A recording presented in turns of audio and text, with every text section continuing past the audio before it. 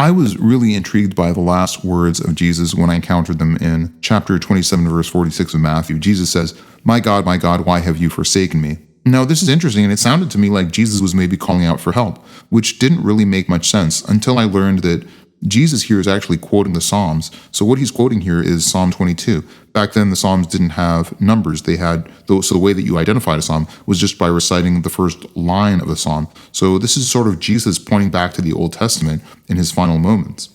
But wait a second, because chapter 23, verse 46 of Luke says that the very last words of Jesus were, "Father, into your hands I commit my spirit." However, wait another second, because John chapter 19 verse 30 says that the last words of Jesus are actually, "It is finished." So what really are the last words that Jesus ever spoke? This seems like a really important detail, and yet we have three different gospels here that have three different versions of the last words of Jesus. Now this brings us to a conundrum. If the gospels don't agree with each other, how can we even trust them? Now, I know that this dissuades a lot of people from believing in the theology of Jesus, but let's talk about whether or not there's a good way to address the discrepancies that we find in the New Testament, and that's what we're going to address in this video. And the real question that we're going to address is, can we trust the Gospels even though they're different from each other, and is it possible to reconcile those differences in any way? Well, if you've ever read the Gospels side by side, you probably feel like Jesus has multiple different biographers, but those individual biographers don't really talk to each other. This seems to contradict 2 Timothy chapter 3 verses 16 through 17, which says that all scripture is God-breathed and useful for teaching, rebuking, correcting, and training in righteousness. So which is it? Is everything true? If there are discrepancies, how can that be? Now, by the way, I want to emphasize why I think this is an important topic to talk about. First of all, this isn't just an academic question. There are many people for whom the presence of discrepancies in the New Testament prevents them from absorbing any ideas from Jesus. Now, I'm going to make the case in this video that Jesus does have some important moral lessons that potentially could resonate with all of us, and that's why this is an important question to tackle. Moreover, there are many people on the Christian apologetical side who argue that there are no discrepancies at all in the Bible. And as we go through this video, I'm going to point out some reasons why that perspective is problematic as well. So I think that this video is going to have a relevance to a lot of different populations. But first, before we go any further, so we are a very new channel, so any support that you give to this channel really helps us exponentially more than some of the bigger channels. So if you click the like button on this video, that's really very helpful. If you click subscribe, that also really helps out tremendously, and we're super grateful for that. If you click the bell icon, that'll make sure that you get notified about future videos.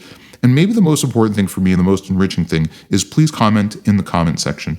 I read all the comments, I respond to each and every comment, and many of you have been really wonderful in teaching me a lot of new stuff. So I've really loved engaging with you and getting new insights about things that I thought I knew and things that I needed correction on. So even if you think that I'm going to disagree with you pretty fundamentally, please express your opinion in the comment section, and I'd love to interact with all of you. All right, so should we be surprised that there are contradictions in the New Testament?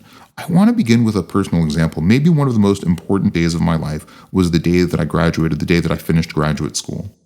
But recently I was talking to a friend of mine who also graduated in the same class with me, and we disagreed with a lot of different important details about what actually happened on that day. We both remember graduating, but we both remember graduating from different auditoriums, so we don't remember the room the same way. We remember going to a graduation party afterwards, but we remember different people being at that graduation party, and we remember a lot of other details about the most important day of my life very differently. So does this mean that I didn't graduate? Does this mean that I should doubt maybe one of the most important moments of my life? Or does this mean that there is a core of truth even as the details get hazy through the process of remembering those details? If we look at history, there's a lot of examples where the same event has happened obviously in the same way, but people remember that event very differently. For instance, in 1912, when the Titanic sank, the eyewitness accounts were very, very contradictional of each other. For instance, the ship sank at an angle, and people disagreed at what that angle was. Some people thought that the ship sank in its entirety all at once. Other people thought that the ship broke in half first and then sank. It's only through diving expeditions that we know that indeed the Titanic did break in half and then sank. There's also disagreements about the order of lifeboats that were released. There's disagreements about the flares that were released, the colors of those flares. So even among survivors at a very important moment, there were a lot of very, very significant discrepancies. In 1974, Loftus and Palmer did a really interesting experiment where they had participants looking at a video of a car accident. And then they would, and this was just a videotape, there were no different perspectives, so everyone was looking at the same videotape. And then they would ask them questions about sort of the angle of impact and whether or not there was broken glass, and people remember the same set of events very differently. As a matter of fact, depending on how you ask the question to somebody, it seems like you can get people to recall different versions of the event just by sort of channeling their memories with certain key words.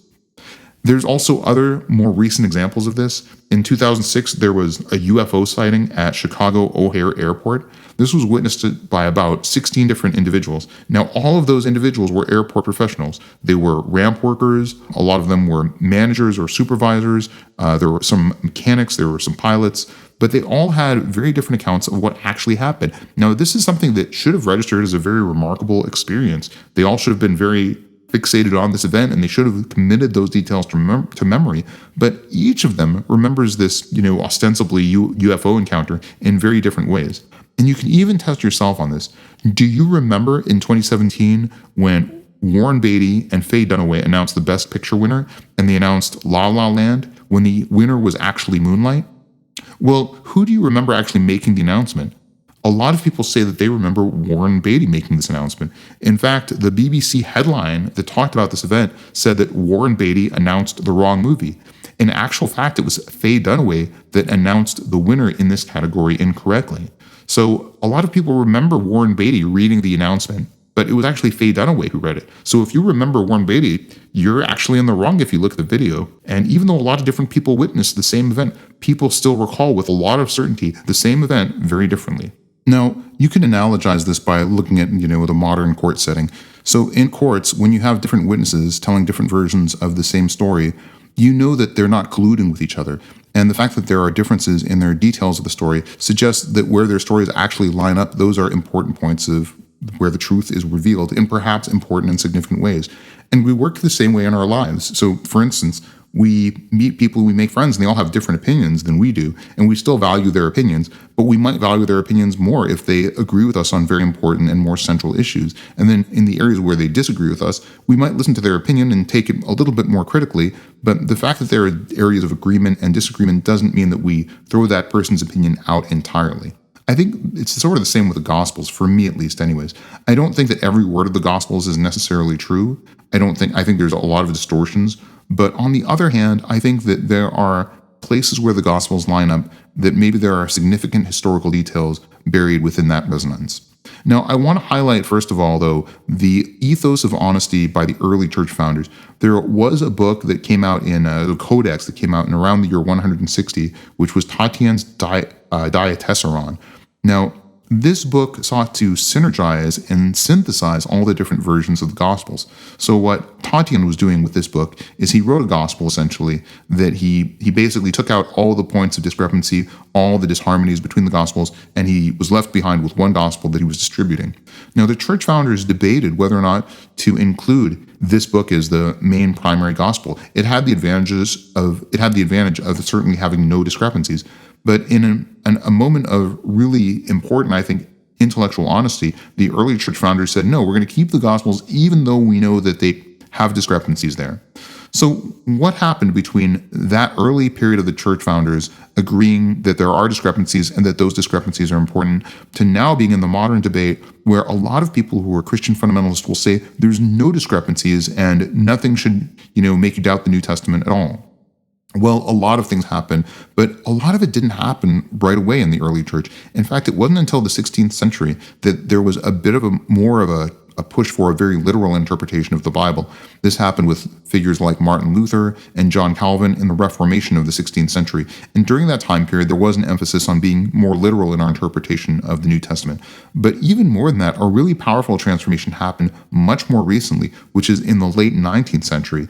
And this culminated in 1890 with the Niagara Creed. The Niagara Creed was essentially a very strong statement that the Bible was inerrant and should be interpreted very literally. Now, there's a really interesting background behind the Niagara Creed. It was actually endorsed by Milton and Lyman Stewart. These were two oil tycoons, and they invested a massive amount of capital in order to plant new churches and in order to have a PR campaign around this idea of very literal interpretation of the New Testament. And that's what they did. And they invested about $300 million in current United States dollar amounts into promoting this ethos of literalism as a lens for interpreting the New Testament. Now, this literalism and this literal interpretation has a lot of problems. Number one, it puts the Bible at odds with scientific revelations. So in other words, if you believe that the earth and the universe was made in 6 days, which is not something that the early church founders believed, by the way. They believed that this was metaphorical, and Augustine said this very specifically, and I'll put a quote from Augustine on the screen. But if you believe that the earth and the universe was made in a total of 6 days, then you're essentially at odds with all modern science. So if you adopt a very literalistic stance on the scriptures, then you essentially have to throw out a lot of scientific information to have that stance. And also, you have to really be standing against a lot of the early church founders. All right, now let's get to a slightly different question, which is that shouldn't we throw out the Gospels entirely because there are discrepancies? In other words, if there are areas where the Gospels don't line up, how can we trust anything in the Gospels? Now, this is a really important question. And to answer this question, we're going to turn to the next section of the video, and we're going to talk about why do contradictions exist in the New Testament. Now, I've encountered a lot of really interesting theories about why contradictions exist and a lot of different reasons, and you can find a lot of these if you look at YouTube videos, but here's some of the interesting ones that I found. One explanation is to test our faith. Now, this is an interesting rationalization that these contradictions are there because they're sort of supposed to trip us up so that we stumble on them and we get frustrated, we walk away from Christianity altogether. Now, I don't think that's a very compelling reason from my perspective. And the reason why I don't like that particular rationalization is because I don't think God is going to be that tricky or that sneaky. I don't think the Bible is an effort to sort of trip us up and see how well we know our scriptures. So I don't think that this is a test of our faith. Another explanation that I've heard is because that contradictions exist because early church figures just didn't know any better. We didn't really have a lot of critical thinking skills like we do now. Now, this is a bias actually called presentism. And so I don't really like this idea either because it sort of presupposes that we're just a lot smarter now than we were in the days of the early church. Now, this may be partially true, but I do believe that we had critical thinking skills back in the days of early Christianity. Moreover, if you read the early Jewish writings, and again, early Christianity was an offshoot of Judaism, early Jewish writings really do preserve a lot of very keen, insightful, very sharp debate points between Jewish rabbinical sources. So the Jews debated things very, very carefully with a lot of critical thinking skills. There was a lot of debate that was happening. And that debate speaks to the fact that there were some critical thinking skills. Moreover, a lot of these discrepancies are so apparent that it doesn't take a huge amount of critical thinking skills to realize that there are differences in the details between the different Gospels. Now, we have briefly addressed another reason why contradictions exist, and that's maybe the contradictions in the New Testament exist to show us that the early authors and editors of the early versions of the New Testament were being intellectually scrupulous and honest. I do think that's an important thing to consider. Another reason, if you read the early church founders and their writings about these discrepancies, is articulated by Origen of Alexandria, who wrote that these discrepancies exist to arouse the reader to look more deeply into the intent of divine scripture. So in other words, the presence of discrepancies sort of invites you to more carefully think about the New Testament, to reflect on it, and to debate it with other people. So I think that's an interesting reason. I think there's another reason that's sort of specified a little bit more clearly by Gregory of Nyssa in the late 4th century, who wrote, "Divine things are veiled in enigmas, not to obstruct understanding, but to awaken it."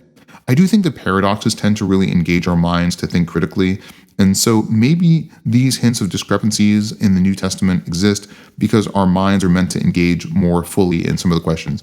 But I think there's actually a deeper reason for why discrepancies exist, and I think that reason is revealed in a thought experiment. Let's imagine that the Bible were directly written by Jesus and that we had a bunch of copies of the Bible and that we knew that Jesus himself had written each and every word as literal truth.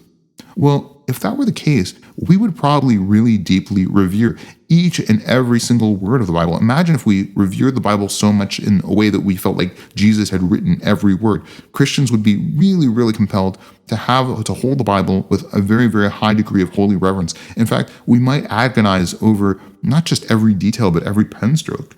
In fact, we probably wouldn't even be able to translate the New Testament. In fact, like in Islamic tradition, where all liturgy is conducted in Arabic, we would probably look at the New Testament and say, no, every word is important. We should never translate it. We should never alter it. We should never change it. We should never reinterpret it.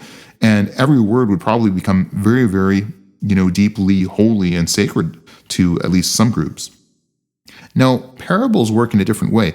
Parables are mnemonic, but they become a seed that you can sort of plant within us. So you can memorize prose, you can memorize parts of the Bible, but the parable, the nucleus of truth that is the sort of story and narrative inside the Bible becomes sort of a seed that you can plant inside your mind that gives rise to different thoughts and that you can interpret in different ways. So maybe the New Testament isn't meant to be a literal depiction of history. Maybe it's meant to be a set of parables or a set of stories that we can sort of carry with us. Literalism is sort of about what really happened in the New Testament, and seeing the New Testament that way gives you an insight about what happened maybe 2,000 years ago. But morality is about how you should live your life today. So to say this in a different way, literalism says, believe this, believe what's in the New Testament. Spirituality says, become this. So take these lessons and embody them, and I think that's a more powerful lesson. By the way, this is also how our minds work and how we learn through lived lessons that we experience. We remember those lessons later on, but our memories aren't facts. They're not binary code. They're not ones and zeros. They're representations. They're essentially parables that we tell ourselves. And as we tell ourselves those parables and relive our own memories, as we recall our different memories, they become sort of stories that we tell ourselves. They don't stay the same. And some of the details that we recollect become more hazy and turn into sort of mini legends in our own minds. Before we leave this topic entirely, I do think it is important to reflect on the ethos of transparency that existed within the early founders of the church. This is in contradistinction to the Uthmanic Codex. So what happened in the year 650 in the Islamic faith was Caliph Uthman ibn Affan ordered that all the old copies of the Quran should all be destroyed to preserve the Uthmanic Codex and to have a lot of homogeneity. Now, this is a great way of getting rid of any discrepancies. You just take all the other competing versions of the book and you burn them all. This was not an entirely peaceful process. There was some coercion, there were some people who didn't want to give up their old books, and this also destroyed a large window about what we now know about ancient Muslim, ancient Islamic traditions. So the Uthmanic Codex was a process of homogenization, eliminating discrepancies, but it was a destructive process. This is different than what the early Christian founders do. The Christian founders of the church did. They did something very different where they said, yeah, there are discrepancies. Yeah, that's going to make some people doubt, but we're going to keep all those discrepancies in anyway. And I think that at least speaks to an important ethos. So now the question is, can we resolve these contradictions? So in other words, can you be a big picture Christian, or does that necessarily mean you're cherry picking? This is the main question that I want to pose to all of you. Is it possible to be a big picture Christian? And is that a way to reconcile the contradictions without glossing over discrepancies? Now, if you really believe in biblical inerrancy, I do want to point out that, like we said at the beginning of the video, there is a difference between biblical inerrancy and a literal interpretation of the Bible. So in other words, you can still preserve the lesson of 2 Timothy that we started off the video with. This means that you can still take the words of the New Testament and use every passage in the New Testament as important for teaching and important for conveying moral lessons, but you don't necessarily have to believe that each and every word of the scripture is absolutely, literally true. So in other words, inerrancy can still be preserved if you believe that there's a spiritual or other metaphorical or symbolic significance of the words beyond just their literal meaning. Now, I think it's important to consider that Jesus was himself a distiller of truth. Jesus often sought to distill truth down to its core components. So he was not about saying, here's about 513 messages that you need to memorize. What Jesus said instead is, here are the core values that I'm trying to teach you. These are the main points that I'm trying to get across. Let's look at Matthew chapter 22, verses 37 through 40. Love the Lord with all your heart and with all your soul and with all your mind. This is the first and greatest commandment. And the second is like it. Love your neighbor as yourself. All the law and prophets hang on these 2 commandments. So Jesus is telling us, don't worry about all the laws and all the prophets. If you master these 2 commandments, you've essentially got it down. Jesus says something similar in the Sermon on the Mount, Matthew chapter 7, verse 12. So in everything, do to others what you would have them do to you, for this sums up the law and the prophets. So again, Jesus is taking a bunch of laws and distilling them down to a very simple rubric for emotional behavior. Now, Jesus also says that the converse is true. So in other words, you shouldn't focus and perseverate on the details. In Matthew chapter 23, verse 24, Jesus says, he makes fun of the Pharisees, saying that they strain out a gnat and they swallow a camel. Now, this is important because both a gnat, which is, like a little fly, and a camel, which is a big animal, are both not kosher, so you can't eat either one of them. So what the Pharisaical rabbis would do is when they would drink wine or other beverages, they would pour their wine through filters, and those filters would kind of clear out any little flies or other little insects which would not be kosher. So Jesus is saying, yeah, you're worried about like not eating any little tiny insects, but at the same time you're having these huge moral transgressions. And the transgressions that he was talking about were, things like lack of love, lack of mercy, using the Second Temple for their own profit motivation. So I think Jesus is reflecting a really important point here, which is you can be very theologically precise, but morally bankrupt. And that's the point that Jesus is underscoring here. Jesus is saying here that if your orthodoxy is so rigorous, but it makes you a worse person, then essentially your orthodoxy is just a heresy in disguise. In the Sermon on the Mount, I think Jesus ignites a really poignant North Star for morality. He says, this is the apogee of morality. This is what you should be shooting for. And I think if you don't read anything else in the New Testament or anything else in Scripture for that matter, but you just read the Sermon on the Mount and you spend your whole life trying to shoot for the central messages of Jesus, I think you would live your life in a very moral way, and people can't really ask for too much more. I'm not saying that you shouldn't read other parts of the Bible. I've enjoyed reading a lot of different parts of the Bible, but I'm saying that if you had to give an elevator pitch for the central messages of Jesus, that elevator pitch would be really important, really poignant, and I think it would be something that really is transcendently appealing to a lot of people. I often think of the quotes from Gandhi. Gandhi expressed great admiration for the moral teachings at the heart of the Sermon on the Mount, and Gandhi famously said that Jesus was one of the greatest moral teachers the world has ever known. This is also reflected in the way other early church founders reflected on Jesus. Gregory of Nazianzus said in the mid-4th century, it's more important to remember God than to define him. This underscores, I think, to me, the importance of the big picture principle. It's also important to recognize that even modern secular critics of the New Testament all acknowledge that these discrepancies don't affect central core components of the theology of the messages of Jesus. For instance, Bruce Metzger, who's maybe one of the greatest historical critics of the New Testament that the world's ever known, wrote, the essential Christian beliefs are not affected by textual variants in the manuscript tradition of the New Testament. E.P. Sanders, who's a very central-leaning biblical critic, wrote, differences in detail between the gospel accounts do not alter the general picture that Jesus was crucified, that he was remembered as a healer and teacher, and that his followers believed he rose from the dead. So most other New Testament scholars also believe that there is a core of the theology of Jesus that is not altered, even though there are discrepancies and variants in the New Testament. Now, let's bring this video to a conclusion by remembering that I think leaving parables for us to learn from is important. You leave parables when you want to teach somebody a lesson that they can grow along with that lesson. In other words, we're not being programmed the way robots get programmed. We're not being left with a cookbook or a precise set of directions to follow.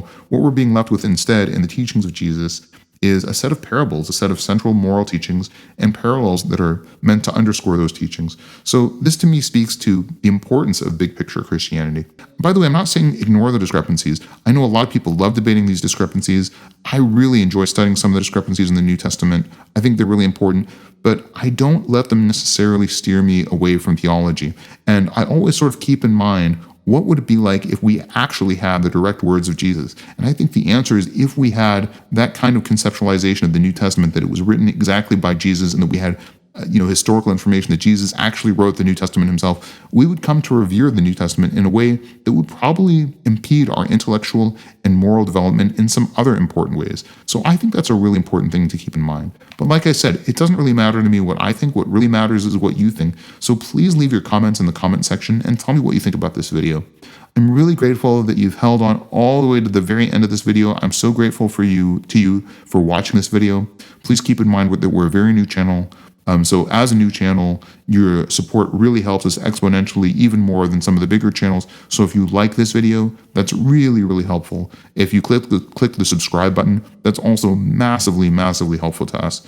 And also make your voice heard in the comment section. I respond to each and every comment. And don't forget to click the bell icon so you get notified about future videos. Thanks so much for watching this video all the way to the end. Please keep the conversation going in the comment section. And as always, please have a really wonderful day.